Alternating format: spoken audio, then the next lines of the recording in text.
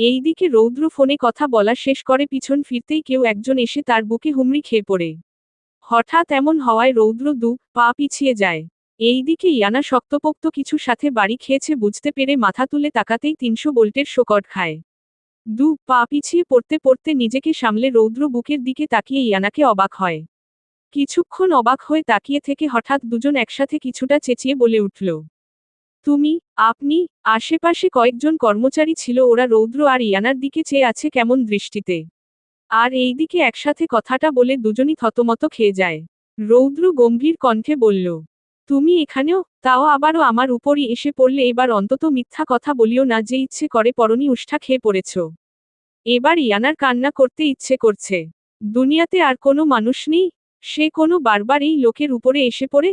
সে তো এবারও ইচ্ছে করে পড়েনি, তার গাউনে পা আটকে হাঁটতে গিয়ে পড়ে গিয়েছে। কিন্তু সেটা এই লোককে কি করে বুঝাবে? এই লোক যে গম্ভীর আর তোত্তারা ইয়ানার কথা জীবনেও বিশ্বাস করবে না, তাই ইয়ানা বুঝে গেছে। কি হলো এখন মুখ দিয়ে কথা বের হচ্ছে না? চুপ করে আছো কেন? আসলে সত্যিই আমি ইচ্ছে করে আপনার উপর পড়িনি, জামার মধ্যে পা আটকে পড়েছি, বিশ্বাস করুন। কাদো কাদো কণ্ঠে কথাটা বলে ইয়ানা। রৌদ্র অদ্ভুত দৃষ্টিতে ইয়ানার মুখের দিকে চেয়ে আছে। মেয়েটার চোখে পানি চিকচিক করছে। এই বুঝি কেঁদে দিবে। ফর্সা নাকটা লাল হয়ে আছে। রাগে নাকি কান্নায় তা বুঝল না রৌদ্র। ব্লু রঙের গাউন পরেছে, সাথে মেসিং হিজাব। টানা টানা কাজল, রাঙ্গা চোখ, ঠোঁটে গোলাপি আভা, বাম গালে একটা বাদামি তিল। রৌদ্রের দৃষ্টি সে তিলটাতে কিছুক্ষণ স্থির হয়। ফর্সা মেয়েটাকে এই রঙে বেশ ফুটেছে। এই প্রথম রৌদ্র কোনো মেয়েকে এভাবে দেখছে, তাও এত কাছ থেকে। রৌদ্র আর কিছু না বলে চুপচাপ হেঁটে চলে আসলো। এই দিকে ইয়ানা রৌদ্রের যাওয়া দেখছে অবাক হয়ে। এই লোক এত ভালো কবে হলো? সেই কখন থেকে রৌদ্র রোদকে খুঁজছে। এত এত অচেনা মানুষের মধ্যে তার বোনটা কোথায় গেল? তার বোনটা হারিয়ে গেল না তো? না, হে সব কি ভাবছে সে? তার বোনের কিছু হয়নি। সে আবারও রোদকে দাঁড় করিয়ে রেখে যাওয়া জায়গায় এসে দাঁড়ালো। একজন কর্মচারীকে দেখে জিজ্ঞেস করল, আচ্ছা, এখানে কালো গাউন পরা একটা মেয়ে দাঁড়িয়ে ছিল, আপনি দেখেছেন মেয়েটাকে? হ্যাঁ দেখেছি, ওই যে আদ্র স্যারের কেবিন, ওইটাতে ঢুকেছে তখন। ওহ আচ্ছা, ধন্যবাদ আপনাকে। রৌদ্র সেদিকে হাঁটা দিল। এতক্ষণে মনটা একটু হালকা হলো। এসেছে পর্যন্ত আদ্রের সাথেও দেখা হয়নি। রোদকে নিয়েই আদ্রের সাথে দেখা করতে যাবে। আদ্র আর রৌদ্রের বন্ধুত্ব ছোটবেলা থেকেই, যদিও দুজনের বয়সের একটু গ্যাপ আছে, তাতে কি ছোট বড়, ধনী গরিব এসব দেখে তো আর বন্ধুত্ব কিংবা ভালোবাসা হয় না। যা হয় তা তো মন থেকেই হয়। আদ্র রৌদ্রের বছরের বড়। ছোটবেলায় আদ্রের বড় একটা রোগ হয়, যার কারণে বাইরের দেশে নিয়ে তাকে 2 বছর চিকিৎসা করানো হয়। অসুস্থতার কারণে আদ্রের 2 বছর গ্যাপ পড়ে। ক্লাস 1 থেকে রৌদ্রের সাথে আদ্রের পরিচয় হয়, তারপর বন্ধুত্ব। তারপর হুট করেই আদ্র দেশ ছেড়ে চলে যায়। তখন রৌদ্র আদ্রের সাথে দেখা করতে পারে না। আদ্র দেশ ছাড়ার 1 মাস আগেই রৌদ্র তার পরিবার সহ লন্ডনে যায়। রাইসার বেগম অসুস্থ, অবস্থা খারাপ, উনাকে লন্ডন নিয়ে যাওয়া হয়। 1 বছর পর লন্ডন থেকে দেশে ফিরে উনারা। রৌদ্র বাকি জীবন এভাবে একাই কাটায়। আদ্রের জায়গা কাউকে দেয়নি। আদ্র রৌদ্রের জায়গায় কাউকে দেয়নি। জনেরই ফোনে ঘন্টার পর ঘন্টার কথা হতো। দেশে আসার পর শুধু একদিন দেখা হয়েছিল, তাও ব্যস্তায় কথা বলতে পারেনি। আদ্র ব্যস্ত ছিল এজন্য। ডান দিক থেকে রৌদ্র আদ্রের কেবিনের দিলে যাচ্ছে, বাম দিক থেকে ইয়ানা আসছে। এইদিকে আদ্র এতটাই শক্ত করে রোদকে জড়িয়ে ধরেছে যে রোদ শ্বাস নিতে পারছে। আদ্রের থেকে যত সরতে চাইছে আদ্র তত শক্ত করে নিজের সাথে রোদকে চেপে ধরছে। ছেড়ে দিলেই এই বুঝি তার বারবিডল আবার উড়াল দিয়ে পালাবে। বেশ কিছুক্ষণ পর রোদের কোনো নাড়াচাড়া না দেখে আদ্র নিজের বুক থেকে রোদের মাথাটা তুলে সামনে আনলো। রোদকে চোখ বন্ধ থাকতে দেখে ভড়কে যায়। পাগলের মতো রোদের গালে হালকা থাপ্পড় দিতে দিতে ডাকতে থাকে, এই জান, কি হয়েছে তোর? চোখ বন্ধ করে আছিস কেন? চোখ খুলনা পাখি, তাকা আমার দিকে বারবিডল। আজ যেন আদ্র অবুঝ বাচ্চা হয়ে গেছে। রোদ যে সেন্সলেস হয়ে পড়েছে তাও বুঝতে পারছে না। এরই মধ্যে রৌদ্র দরজা ঠেলে ভিতরে ঢুকল। তার পরপরই ইয়ানা ঢুকল। আদ্র বুকে কোনো মেয়েকে দেখে ইয়ানা অবাক হয়ে চেয়ে থাকে, মুখটা দেখা যাচ্ছে না। তবে রৌদ্র ঠিকই চিনেছে ড্রেস দেখে। সে দৌড়ে আদ্রদের সামনে এসে রোদের গালে হাত দিকে ডাকতে লাগল, বনু, কি হয়েছে তোর? চোখ খুল না। রোদের কোনো সাড়াশব্দ নেই। সে নিশ্চুপ চোখ বন্ধ করে পড়ে আছে আদ্রের বুকে। রৌদ্রের ঘাম ছুড়ে গেছে এসির বাতাসেও। ছেলেটা ঘামছে, হাত পা কাঁপছে, কণ্ঠ কাঁপা। ইয়ানা আর আদ্র অবাক হয়ে দেখছে রৌদ্রকে। রৌদ্র এবার আদ্রের দিকে চেয়ে জিজ্ঞেস করে, আদ্র, কি হয়েছে আমার বোনের? রৌদ্রের প্রশ্নের ও না দিয়ে আদ্র পাল্টা প্রশ্ন করল, ও তোর বোন হয় রৌদ্র? না, আমার প্রাণ ভোমরা। রৌদ্রের ওরে আদ্র আগের চেয়েও বেশি অবাক হয়, কিন্তু ইয়ানা সে তো রোদের মুখ দেখতে পেয়েই রোদের মাথার কাছে এসে আদ্রের দিকে চেয়ে কাদো কাদো কণ্ঠে বলল, ভাইয়া, আমার ছোট্ট পরিটার কি হয়েছে? ও, কে তুমি, কোথায় ফেলে? আদ্র রৌদ্রের চেয়ে শক্ত কণ্ঠে বলল, সেটা রৌদ্রকে জিজ্ঞেস কর। ও, কে বলতে বল ইয়ানা, ও আমার বারবিডলকে কোথায় ফেলো? এতক্ষণে রৌদ্র ইয়ানা দুজন দুজনকে চিনল। ছোটবেলায় আদ্রদের বাড়িতে গেলে ইয়ানাকে দেখত, মেয়েটাকে যতবার সে দেখেছে ততবারই দেখত ওষ্ঠা খেয়ে পড়ে ব্যথা পেয়ে বসে থাকতে। এর জন্য অবশ্য রৌদ্র ইয়ানার নাম দিয়েছে উষ্ঠা খাওয়াওয়ালি। তবে ওদের কথায় রৌদ্র কিছু বুঝতে পারছে না। এই ছোট্ট পরিটাকে উষ্ঠা খাওয়াওয়ালি? রৌদ্রের কথায় আদ্র ইয়ানার আগের গম্ভীর কণ্ঠে বলল, আগে তুই বল, তোর বোন আসলো কোথায় থেকে? আমি যতদূর জানি তোর কোনো ভাই বোন নেই, আর হবেও না, কারণ আন্টি অসুস্থ হওয়ার পর ডাক্তার জানিয়েছে উনি আর কখনো মা হতে পারবে না। সত্য কখনো চাপা থাকে না, একদিন না একদিন ঠিকই সামনে আসে। সেটা আজকে কিংবা এক যুগ পর, তবে কিছু সত্য আনন্দময় হয়, আবার কিছু সত্য বিষাদময় হয়। রাত 10টার কাছাকাছি শুনশান নীরব একটা নদীর ধারে দাঁড়িয়ে অদূরে কোথাও চেয়ে আছে রৌদ্র। আদ্রের জন্য অপেক্ষা করছে। জীবন বড্ড কঠিন, কখন কাকে কোথায় নিয়ে দাঁড় করাই একমায় সেই জানে। আজকের মতো এমন একটা দিনের মুখোমুখি হতে হবে তা রৌদ্র কখনোই কল্পনা করেনি। আজকে কি হবে তার জানা নেই, তবে ভালো কিছু যে হবে না তা খুব ভালো করেই জানে সে। সকালের সেই মুহূর্তটা মনে পড়ে গেল রৌদ্রের। সকালে আদ্র যখন নিজের মোবাইল বের করে আহির ছোট্ট বেলার পিক দেখায় রৌদ্রকে। ছবিটা দেখার সাথে সাথেই রৌদ্র থ মেরে বসে শুধু ছবিটার দিকেই চেয়ে থাকে। এবার অন্তত চুপ করে থাকিস না, বল না, আমার বারবিডলকে তুই কোথায় পেয়েছিস? আর আমাকে কেন বললি না একবারও? তুই তো জানিস আমি কে কতটা ভালোবাসি। আর ও আমাকে চিনতে পারছে না কেন? কলেজে যখন প্রথম দেখা হলো তখনও কেন চিনতে পারেনি? অধৈর্য স্বরে প্রশ্ন করল আদ্র। রৌদ্র সবই জানত আদ্র আহিকে ঠিক কতটা ভালোবাসে। এমনকি আহি হারিয়ে যাওয়ার থেকে শুরু করে সব জানে। রৌদ্র আহিকে কখনোই দেখেনি। আহি যখন নেওয়াজ বাড়িতে প্রথমবার আসে তখন রৌদ্র দেশের বাহিরে ছিল। সে দেশে আসতে আসতে আদ্র দেশ ছাড়ে। আদ্র দেশ ছাড়ার 9 মাস পর রৌদ্র দেশে ফিরে। আদ্র না থাকায় রৌদ্র আর নেওয়াজ বাড়িতে যায়নি। তাই আর আহিকে দেখা হয়নি, তবে সব সময় আদ্রের মুখে ওর বাচ্চামির কথার গুলো শুনত।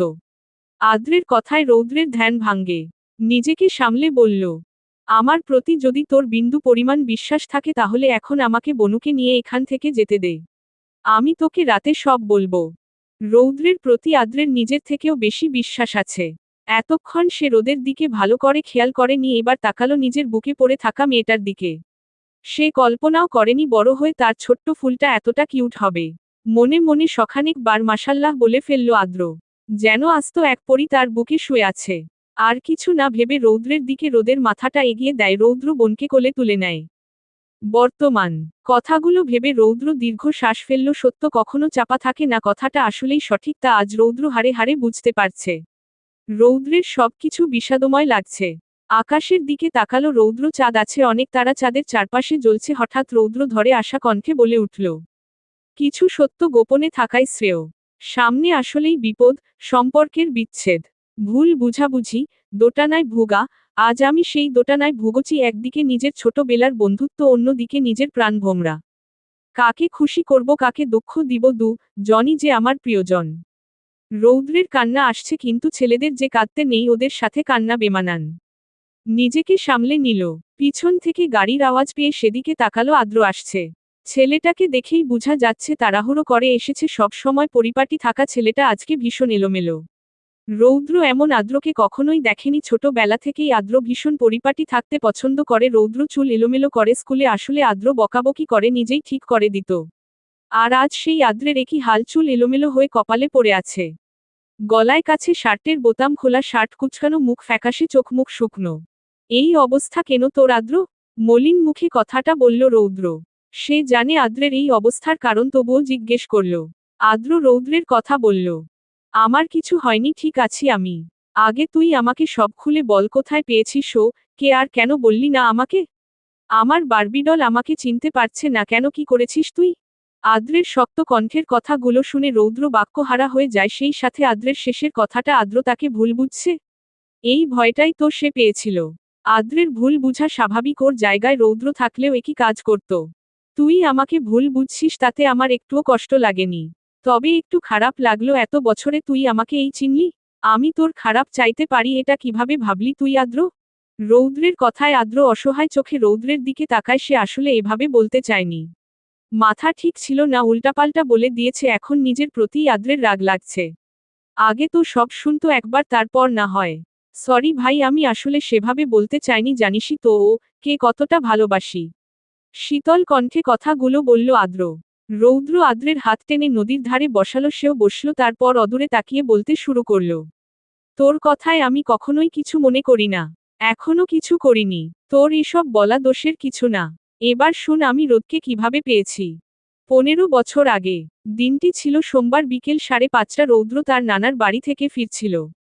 ড্রাইভার গাড়ি চালাচ্ছে, পিছনে রৌদ্র বসা। হঠাৎ গাড়ি ব্রেক কষে থেমে গেল। প্রচণ্ড গরম, এই গরমে অতিষ্ঠ রৌদ্র কখন বাড়ি যাবে তা নিয়ে চিন্তা করছে। ঢাকা শহরে একের পর এক জ্যাম তো আছেই, হঠাৎ গাড়ি থামায়। রৌদ্রের বিরক্তির মাত্রা বাড়ে, বিরক্তি হয়ে ড্রাইভারকে জিজ্ঞেস করল, গাড়ি থামিয়েছেন কেন আঙ্কেল?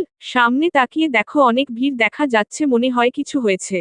রৌদ্র এতক্ষণ মোবাইল ডুবে থাকায় খেয়াল করেনি। সামনে তাকিয়ে দেখল আসলেই অনেক ভিড়। রৌদ্র বের হলো, সাথে ড্রাইভার। ভিড় ঠেলে ভিতরে ঢুকতেই রৌদ্র চমকে যায়। একটা 3_4 বছরের পুতুলের মতো দেখতে বাচ্চা মেয়ে পড়ে আছে রাস্তায়, মাথা থেকে রক্তের বন্যা বয়ে যাচ্ছে। কি নিষ্পাপ, কি মায়াবী চেহারা তার, যেন এক জীবন্ত পুতুল। রৌদ্র একটা লোককে জিজ্ঞেস করল, এই পুতুলের মতো মেয়েটা এখানে কেন, কি হয়েছে ওর?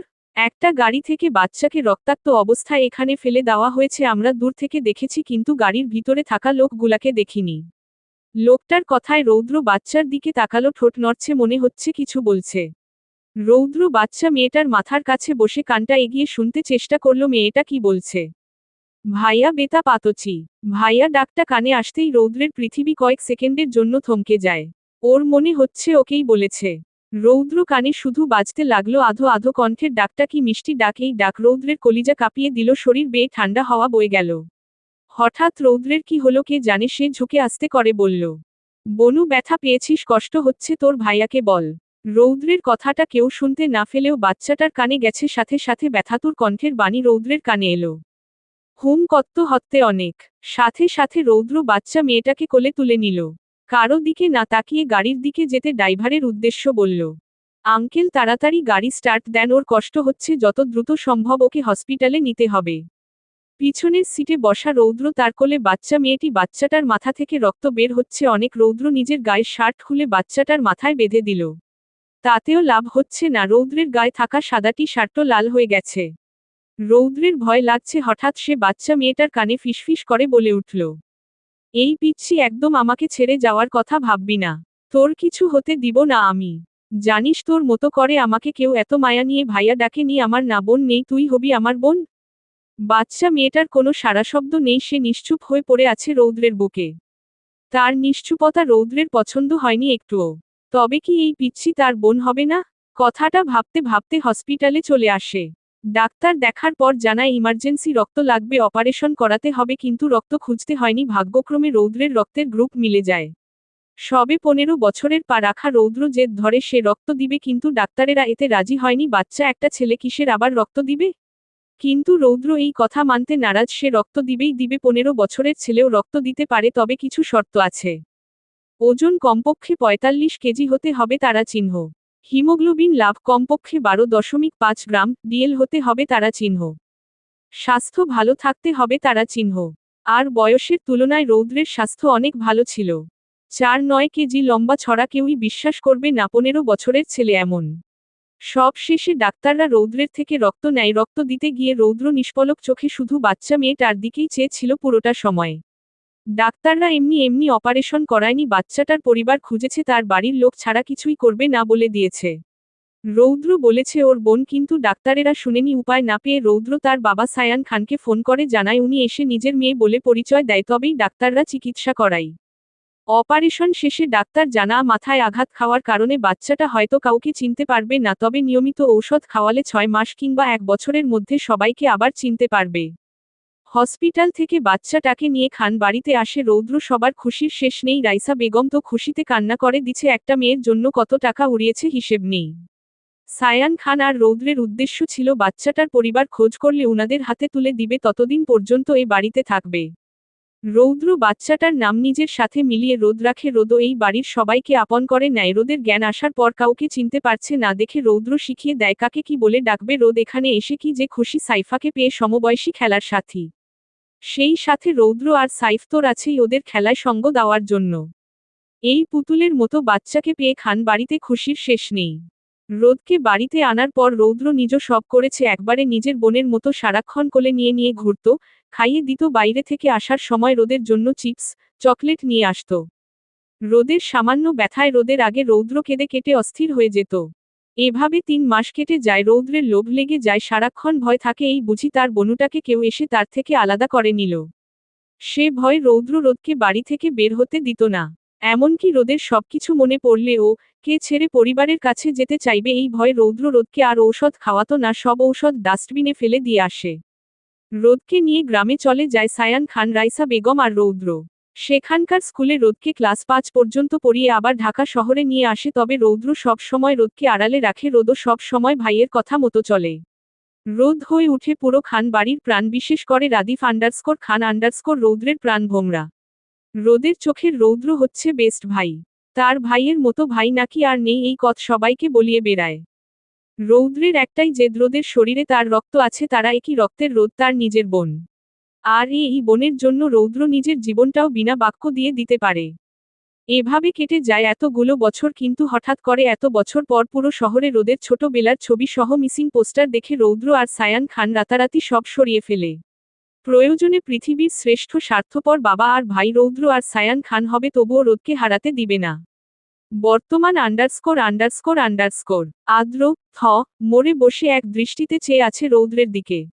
রৌদ্র মাথা নিচু করে অপরাধীর মতো বসে আছে। নীরবতা এভাবে কেটে গেল কিছুক্ষণ। আদ্রের কোনো সাড়াশব্দ না পেয়ে রৌদ্র মাথা তুলে পাশে চাইল। আদ্রকে এমন করে নিজের দিকে তাকিয়ে থাকতে দেখে অপরাধী কণ্ঠে বলল, আমাকে ক্ষমা করে দে। আমি জানি আমি ক্ষমার যোগ্য না, তারপর বলছি আমি যে একটা বোনের জন্য এতটা লোভী হয়ে যাব ভাবতে পারিনি। আসলে একটা বোনের অনেক ইচ্ছে ছিল। তুই তো জানতি শাম্মু অসুস্থ, কখনো আর মা হতে পারবে না। যেদিন এই কথা শুনেছিলাম ঠিক কতটা কষ্ট পেয়েছি তোকে বলে বুঝাতে পারবো না।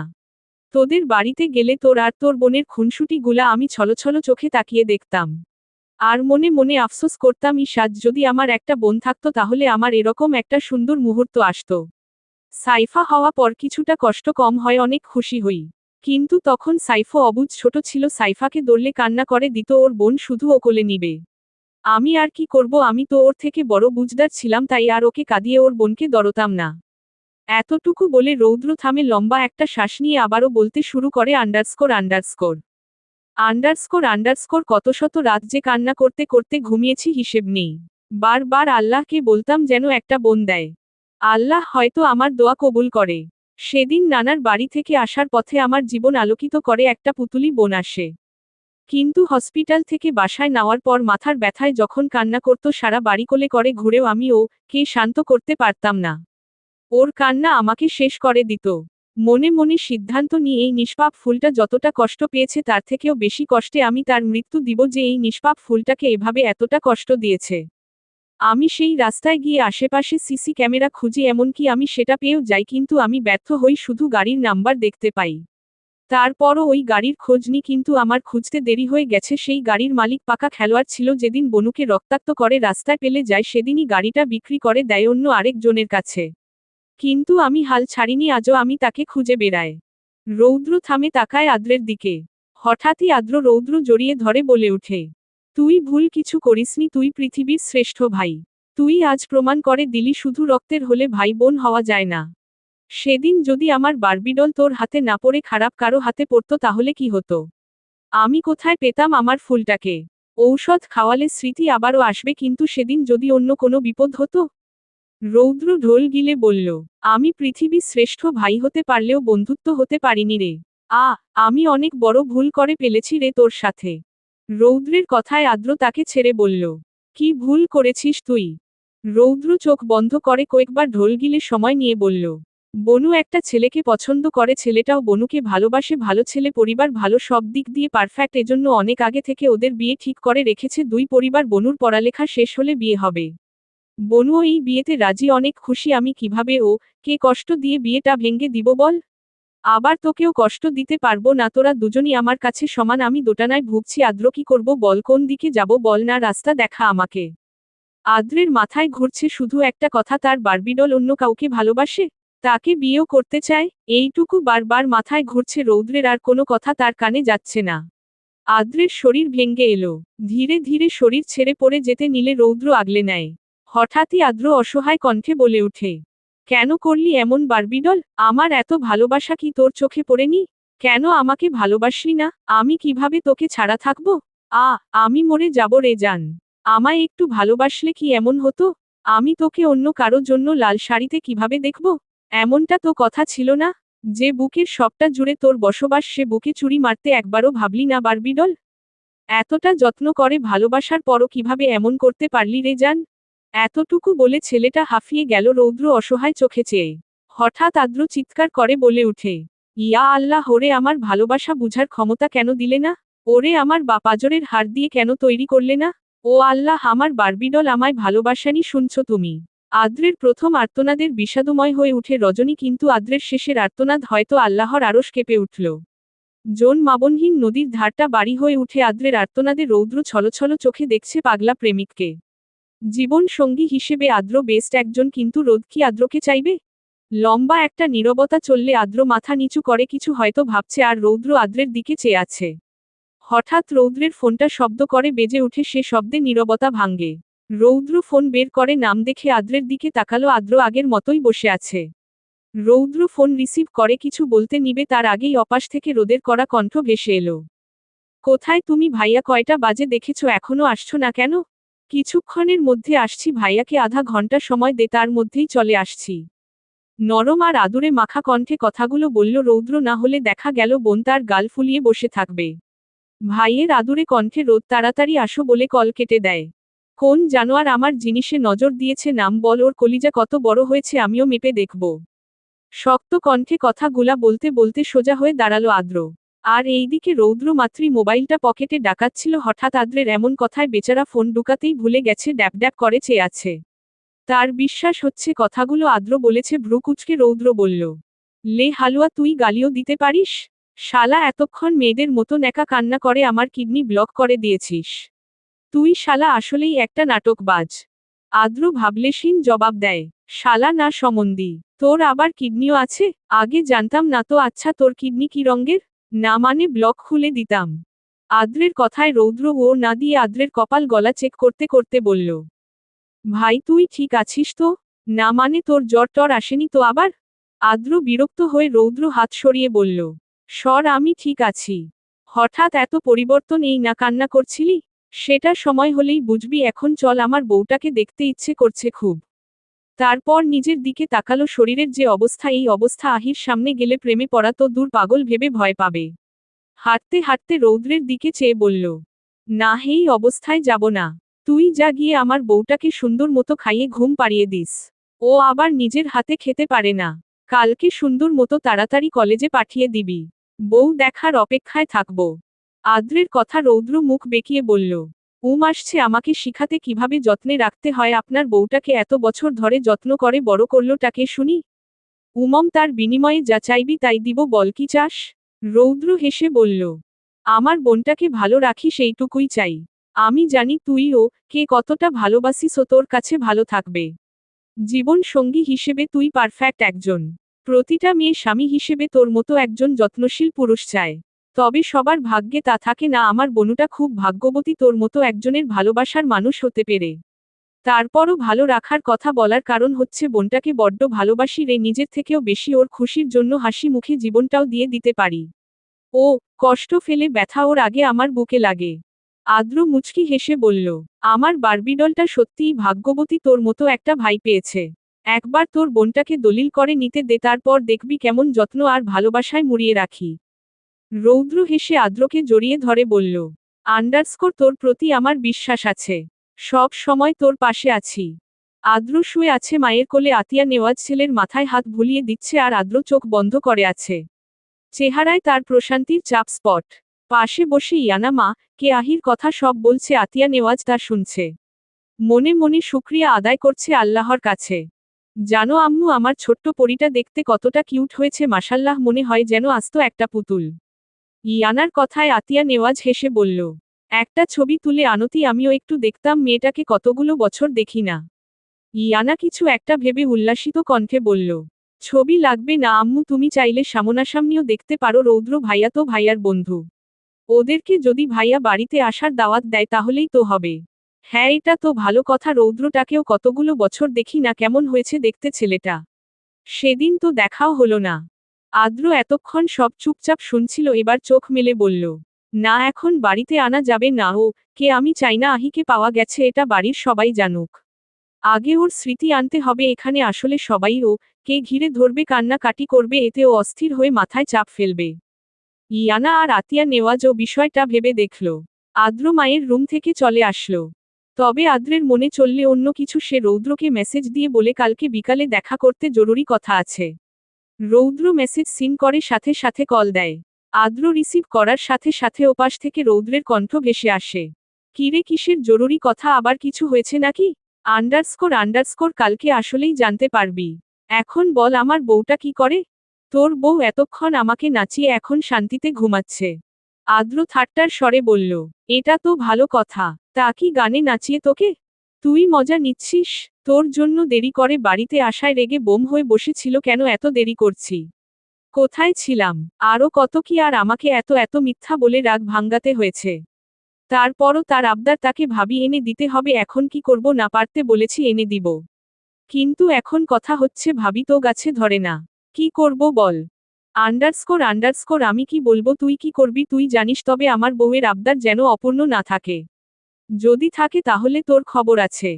এই বলে আদ্র কল কেটে দেয়। কল কেটে হাসতে থাকে সে, অন্যদিকে রৌদ্র বোতা মুখ করে মোবাইলের স্ক্রিনের দিকে চেয়ে আছে। রোদ কলেজ গেট দিয়ে ঢুকছে অন্যমনস্ক হয়ে। গভীর ভাবনায় ডুবে আছে সে। তার সকল ভাবনার কেন্দ্রবিন্দু হচ্ছে আদ্র, কালকে থেকে এই লোককে চাইলেও রোদ মাথা থেকে বের করতে পারছে না। এতদিন পর্যন্ত প্রতিরাতে যে মানুষকে নিয়ে কল্পনা না করলে রোদের ঘুমই আসতো না। আর কালকে সারারাত কিনা তাকে নিয়ে কল্পনা করতে গেলেই আদ্রের মুখ ভেসে ওঠে। বারবার আদ্রের করা পাগলামি গুলোর কথা মনে পড়ে যাচ্ছে। হাত আপনা আপনি আদ্রের চুমু দেওয়া স্থানে চলে যাচ্ছে। এসব কি হচ্ছে সে বুঝতেই পারছে না। তার উপর আজকে সাইফা আসেনি, রৌদ্র আজকে তাড়াতাড়ি রোদকে কলেজে নামিয়ে দিয়ে গেছে। এসব ভাবতে ভাবতে রোদ হেঁটে ক্লাসের দিকে যাচ্ছিল। হঠাৎ ওর হাতে টান পড়ে, কিছু বুঝে ওঠার আগেই কেউ তাকে দেওয়ালের সাথে চেপে ধরে। ভয়ে চোখ মুখ খিচে বন্ধ করে নেয়। কোমরে বলিষ্ঠ হাতের বাঁধন অনুভব করতেই রোদ দ্রুত চোখ খুলে। চারদিকে ঘুটঘুটে অন্ধকার। ভয়ে রোদ যখনই চিৎকার করতে নিবে তখনই কানে আসে আবেগময় মিষ্টি এক নাম, পাখি। ডাকটা রোদের কাছে এতটাই ভালো লাগলো যে চোখ বুঝে নিল সঙ্গে সঙ্গে। আদ্র রোদকে আরেকটু নিজের দিকে টেনে নিল। কোমরে থাকা হাতের বাঁধন আরেকটু শক্ত করল। মুখটা রোদের কানে কাছে নিয়ে আস্তে করে আবারও ডাকল, পাখি। হুম। চোখ বন্ধ রেখেই রোদ হুম বলে জবাব দিল। সঙ্গে সঙ্গে আদ্রের মুখে এক চিলতি হাসি ফুটে।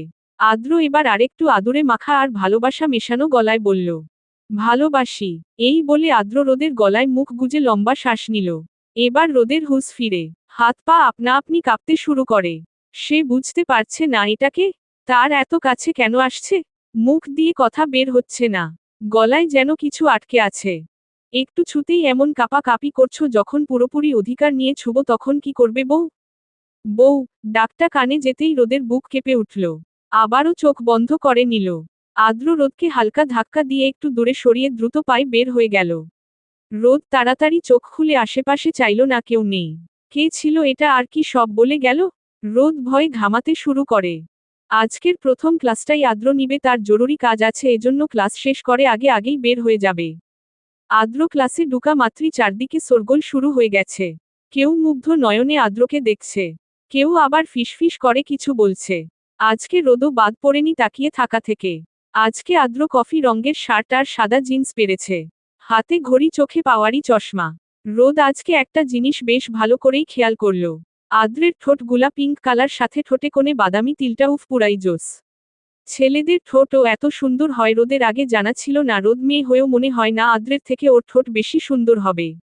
স্যারটা একটু বেশিই হ্যান্ডসাম তাই না? পাশ থেকে শ্রেয়া কথাটা বলল। রোদ অন্যমনস্ক হয়ে জবাব দিল, হুম, আর আজকে তো পুরাই চকলেট বয় লাগছে। রোদ এতটাই ঘোরে চলে গেছে যে আদ্র তার পাশে এসে যে দাঁড়িয়েছে বুঝতেই পারেনি। এই দিকে রোদের কথাটা কানে যেতেই আদ্র হালকা ঠোঁট বেঁকিয়ে হাসে। তবে কেউ দেখার আগেই স্বাভাবিক হয়ে যায়, কিন্তু রোদকে কিছুই বলেনি, সেখান থেকে সরে যায়। গত একটা যাবৎ নিজের কেবিনে বসে ল্যাপটপে কাজ করছে আদ্র। অফিসে এসেছে 2 ঘন্টার মতো হবে, এসে একটা মিটিং এ জয়েন করেছে। পাশ থেকে ফোনটা হাতে তুলে নিয়ে কল লাগালো রৌদ্র নাম্বারে। রৌদ্র মাত্রই একটা রেস্টুরেন্টে ঢুকে বসল। মোবাইল হাতেই ছিল আদ্র কল দেওয়ার সঙ্গে সঙ্গে রিসিভ করে বলল, হ্যাঁ বল, তুই কোথায় আছিস? এই তো একটা রেস্টুরেন্টে আছি। কলেজ থেকে সোজা আমার বউকে আমার অফিসে এনে দিবি, একসঙ্গে লাঞ্চ করব। পারবো না, প্লিজ ভাই এনে দে না। তুই তো জানিস আমি তোকে কতটা ভালোবাসি। আদ্রের কথা রৌদ্র মুখ বেঁকিয়ে বলল, থাক ভাই, তোর আর আমাকে ভালোবাসতে হবে না। তোর এত ভালোবাসা পেতে পেতে আজ আমি গর্ববতী। ইয়ানা মাত্রই খাবার মুখে নিচ্ছিল, পিছন থেকে এমন বাক্য কানে আসতেই যক্ষা রোগীর মতো কাশতে শুরু করল। পিছন থেকে এমন কাশির শব্দে রৌদ্র বিরক্ত হয়ে আদ্রকে বলল, বনু যাবে কিনা জানি না, গেলে নিব আমি, দুপুরে তোর অফিসে আসব। এই বলে রৌদ্র ফোন কেটে দিয়ে পিছন ফিরে বলল, এই মেয়ে, তোমার কি যক্ষা রোগ আছে? থাকলে ডাক্তার কাছে যাও, চিকিৎসা করো, এভাবে শব্দ দূষণ করছো কেন? ইয়ানা রৌদ্রের গলা পেয়ে পিছন ফিরে চাইল। রৌদ্রকে দেখে অবাক হয়ে বলল, রৌদ্র ভাইয়া আপনি গর্ভবতী, কিন্তু কেমনে কি? প্রথমত রৌদ্র ইয়ানাকে এখানে একদমই আশা করেনি, দ্বিতীয়ত ইয়ানার এমন প্রশ্নে রৌদ্র থতমত খেয়ে যায়। পাশে ইয়ানার ফ্রেন্ডরা মুখ টিপে হাসছে। এই যে উষ্ঠা খাওয়ালি মানুষের কথায় কান না দিয়ে মন দিয়ে খাও, যেন মাথায় একটু বুদ্ধি হয়, মাথায় তো গোবর ছাড়া কিছুই নেই, ইডিয়েট একটা। এই বলে রৌদ্র একটা ওয়েটারকে ডেকে ইয়ানাদের জন্য অনেক রকমের আইটেম অর্ডার করে বিল মিটিয়ে চলে গেল। ইয়ানা তো ইডিয়েট আর উষ্ঠা খাওয়ালি এই দুটা শুনে চুপসে গেল, আর কিছুই বলল না। ইয়ানার এক বান্ধবী তো ইয়ানাকে পাগল করে দিল। এই হ্যান্ডসাম ছেলেটাকে ওর সাথে একটু সেটিং করিয়ে দিতে। বিরক্ত হয়ে ইয়ানা বলল, প্রচুর হ্যান্ডসাম ওই ছেলের, 4টা বাচ্চা আছে, বউ আছে, এখন আরেকটা পেটে আছে বাচ্চা। আল্লাহ, কি বলিস, দেখলে তো বোঝা যায় না। কিন্তু তুই কিভাবে এত কিছু জানিস? অবাক হয়ে ইয়ানার এক বান্ধবী বলল। বান্ধবীর কথা ইয়ানা শয়তানি হেসে বলল, আমি জানবো না তো কে জানবে, এটা আমার ভাইয়ের বন্ধু।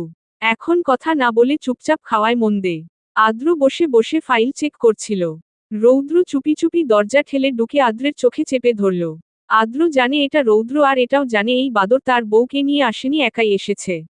বিরক্ত হয়ে বলল, দূরে থাক, সারাক্ষণ মেয়েদের মতো আমার সঙ্গে এমন গোসাগসি করছো কেন? রৌদ্র চোখ ছেড়ে আদ্রের গা গ্যাসে বসতে বসতে গেয়ে উঠল, তোর সঙ্গ না ফেলে সারাদিন কেমন আনচান আনচান করে মন, আমার আনচান আনচান করে। একের পর এক বকবক করেই যাচ্ছে রৌদ্র। আর আদ্র চোখ বুজে সব হজম করছে। এবার রৌদ্র কথা থামিয়ে আদ্রের দিকে চেয়ে ভ্রু কুঁচকে প্রশ্ন করল, কি রে, তুই এত ভালো কবে হলি? আমি এত কথা বলছি আর ফাইজান নেওয়াজ আদ্র কিনা ধৈর্য ধরে সব শুনছে, এই দিনও আমাকে দেখতে হচ্ছে। বাহ, ওরে কে, কোথায় আছো? সূর্য আজকে কোন দিকে উঠেছে আমাকে একটু বলতো। শেষের কথাগুলা একটু নাটকীয় ভঙ্গিতে বলল। এবার আদ্র চোখ খুলে রৌদ্রের দিকে চেয়ে স্বাভাবিক কণ্ঠে ওর দিল, সূর্য সূর্যের জায়গায় আছে, কিন্তু আমাদের সম্পর্ক বদলে গেল এক পলকে। আগে ভাবতাম আমার বন্ধুই শুধু পাগল, এখন দেখি আমার একমায় সম্বন্ধী তার থেকে ডাবল পাগল।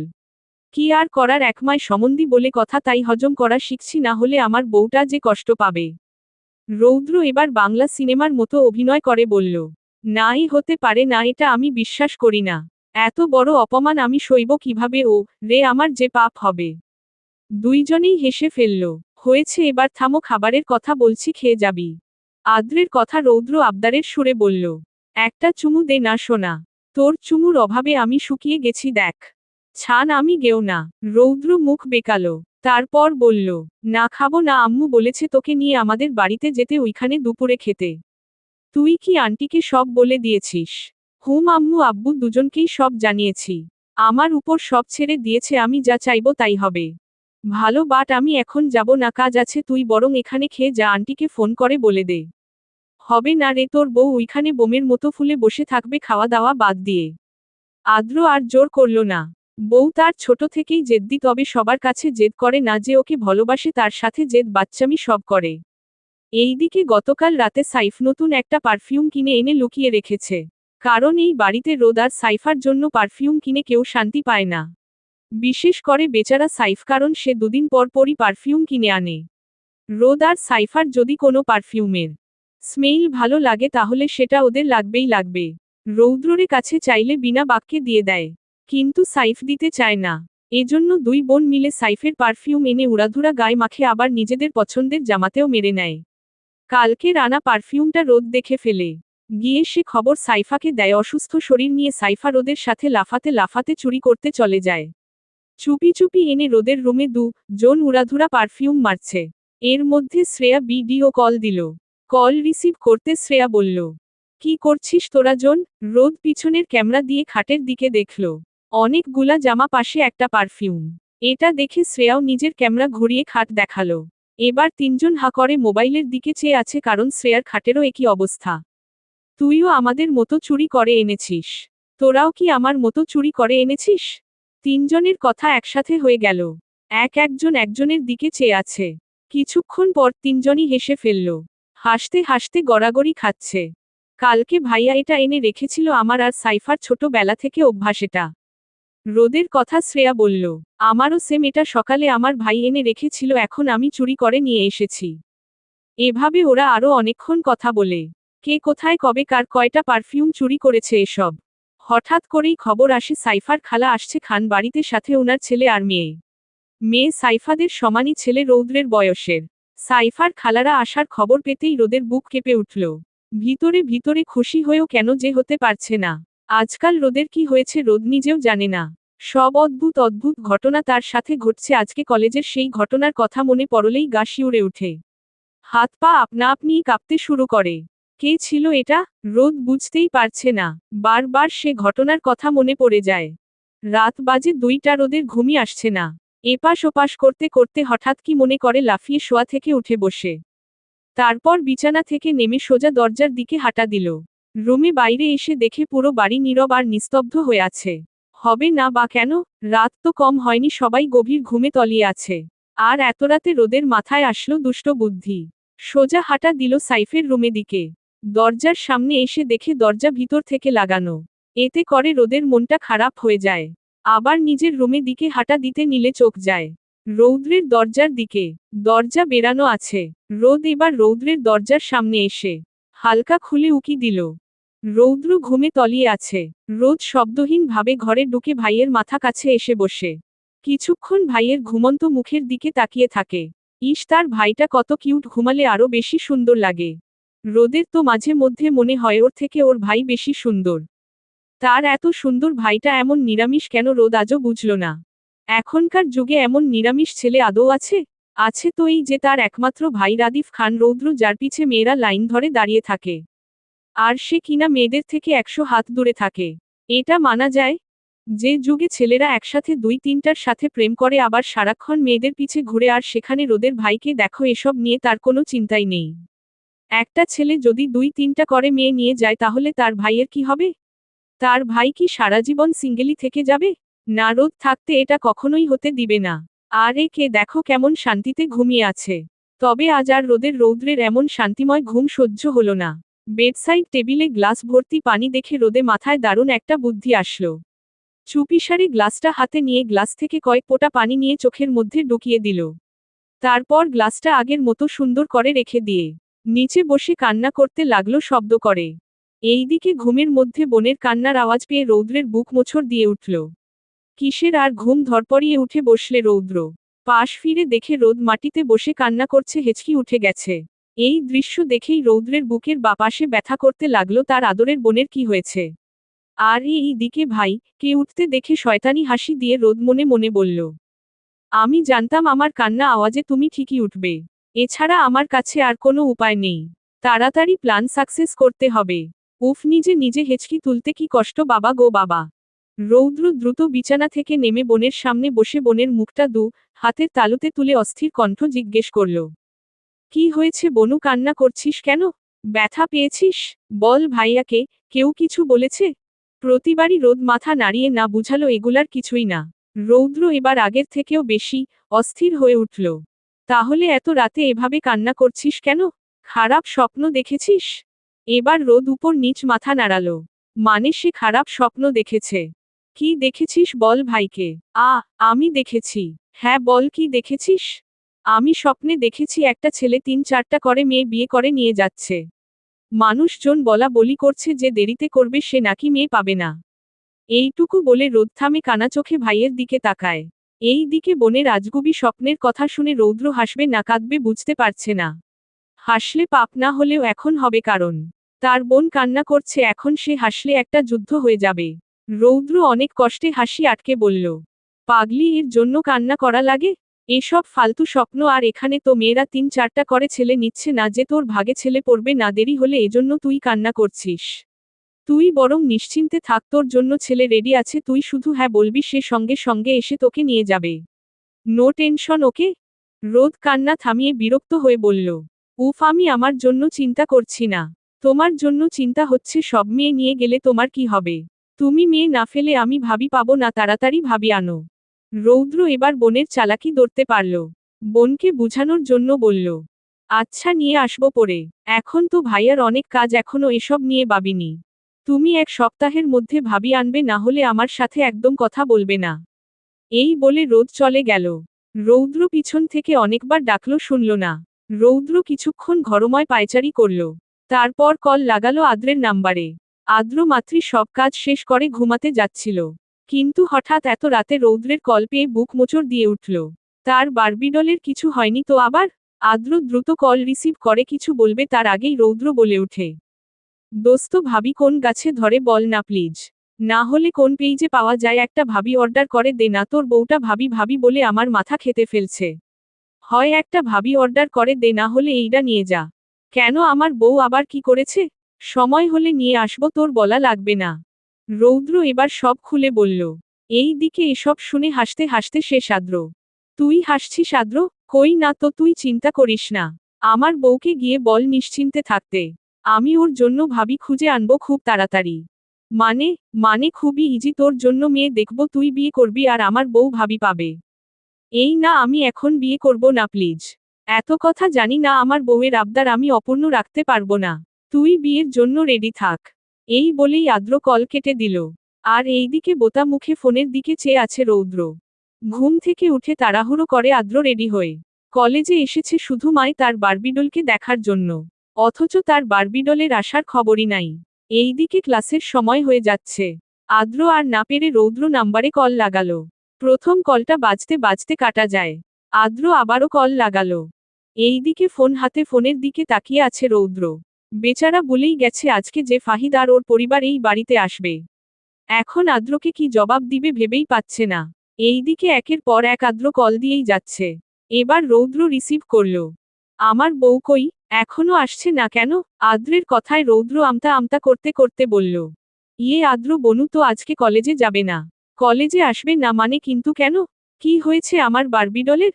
বনুর কিছু হয়নি, আজকে ফাহিদরা আসবে এজন্য। ফাহিদ নামটা শুনতাই আদ্রের চোয়াল শক্ত হয়ে এলো। হাত মুষ্টি বদ্ধ করে ফেলল। শক্ত কণ্ঠে বলল, ওই ছেলে আসবে এজন্য তুই আমার বারবিডলকে বাড়িতে রেখেছিস? তুই ভুল বুঝছিস আদ্র, আমি ঠিক ভুল জানি না, আমি এক্ষুনি আসছি তোদের বাড়িতে। এই বলে আদ্র কল কেটে দেয়। আর এইদিকে রৌদ্র ভয়ে শেষ, আদ্রের যে পরিমাণ রাগ কি থেকে কি করে ফেলে। রাইসা বেগমরা দুই যা মিলে রান্না করছে। এর মধ্যে রৌদ্র এসে জানায় আদ্র আসছে। রাইসা বেগম তো এবার খুশিতে বাকি রান্না রেখে আদ্রের জন্য বিভিন্ন নাস্তা বানাতে শুরু করল। সায়ান খানও আজকে বাড়িতেই আছে। আদ্র আসবে শুনে একটু অস্তিত্ববোধ হচ্ছে, কারণ আদ্রের সাথে ওনারা যা করেছে। মনে মনে আবার খুশিও, ছোটবেলা থেকেই আদ্রকে ওনারা অনেক পছন্দ। খান বাড়ির সামনে গাড়ি থামিয়ে গাড়ি থেকে নামল আদ্র। কালো ফার্মাল গেটা আপেই আসছে। আদ্র দ্রুত পায়ে হেঁটে বাড়ির ভিতরে গেল।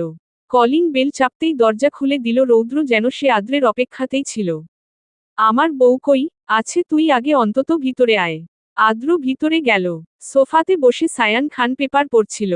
আদ্র উনার সামনে গিয়ে বলল, কেমন আছেন আঙ্কেল?